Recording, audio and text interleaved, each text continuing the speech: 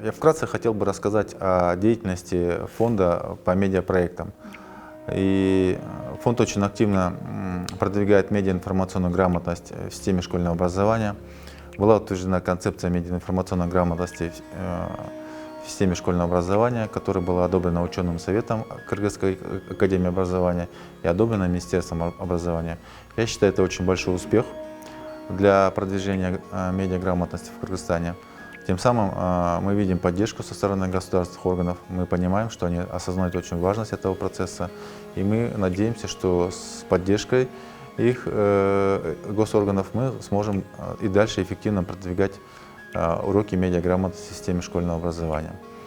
Я хотел бы отметить также, что уже второй год подряд проходит форум по медиауголкам. Это очень успешный проект по развитию творческого потенциала школьников. Тем самым мы привлекаем их больше к общественной жизни школы, вовлекаем их в творческий процесс. Я думаю, это очень важный инструмент для создания такой творческой личности школьника.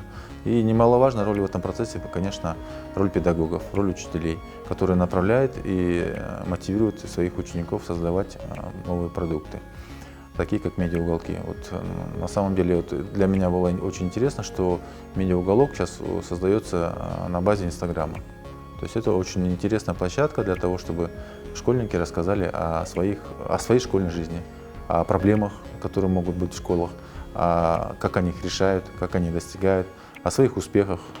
Это очень интересный проект на самом деле. И я благодарен, конечно, Deutsche Welle в лице Лидии Рахнет, то, что она активно поддерживает наш проект именно в этом направлении. Недавно мы съездили в Германию по программе обмена опытом. Это тоже в рамках проекта Deutsche Welle. Мы вывезли 10 учителей и одного представителя Академии образования, одного представителя Министерства образования. Это была очень интересная, насыщенная поездка о развитии медиакомпетенции, как продвигается медиаграмотность в Германии. Это было достаточно очень интересно, насыщенно. И также я очень хочу отметить наш успешный медиалагерь, мы его называем медиакэмп-лагерь. Интересные студии, допустим, по театру были, по живописи, по написанию текстов, по созданию новостей. Это очень способствует раскрытию, как я уже сказал, творческого потенциала каждого школьника. Я думаю, этот проект надо продолжать. Он очень успешен, очень востребован, о нем уже знают многие школьники. И, конечно, мы очень большое внимание уделяем школьникам с регионов, потому что мы понимаем, что для регионов недостаточно программ и тренингов, как для школьников, так и для учителей. Поэтому мы очень активно работаем в регионах. Конечно, мы привлекаем местных, известных медиаэкспертов, таких как Алмаз Османов, таких как Чорабек Садамбек и других, Айсулу Тикебаев в том числе. Очень много экспертов у нас участвует в тренингах. У нас создана медиалаборатория, создается. Мы посмотрели именно на базе опыта медиаорганизации в Саксонии, в Лейпциге, каким образом они используют медиалаборатории для внедрения медиаинформационной грамотности, каким они образом создают продукты. Это для нас тоже вызывает большой интерес.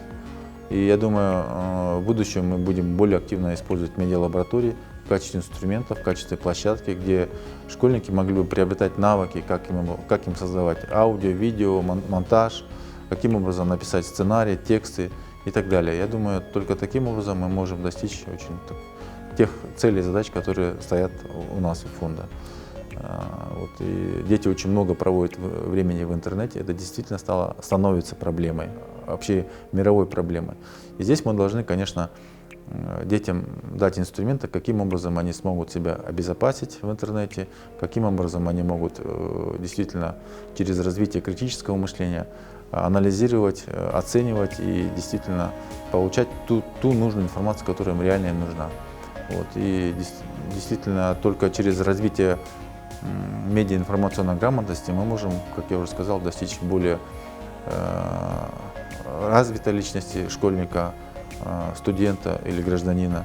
Потому что на самом деле вот нашему обществу, государству нужны такие разносторонние личности, активные личности, обладающие критическим мышлением, способные создавать новые идеи, генерировать и продвигать их. Поэтому я считаю, что именно через призму медиаграмотности мы можем достичь в настоящее время именно вот с таким подходом. Потому что действительно пришло время изменять систему школьного образования. Я не говорю, что ее надо кардинально менять, но тем не менее какие-то изменения нужны. Мы не можем оставаться все время в одном состоянии. Нам нужно изменять. Вот, но это должно происходить плавно, постепенно. И, я думаю, с пользой для общества, для граждан, для школьников, для всех нас. То, что мы сможем действительно создать или способствовать становлению разносторонней личности, я считаю, это благо для государства, для всех нас.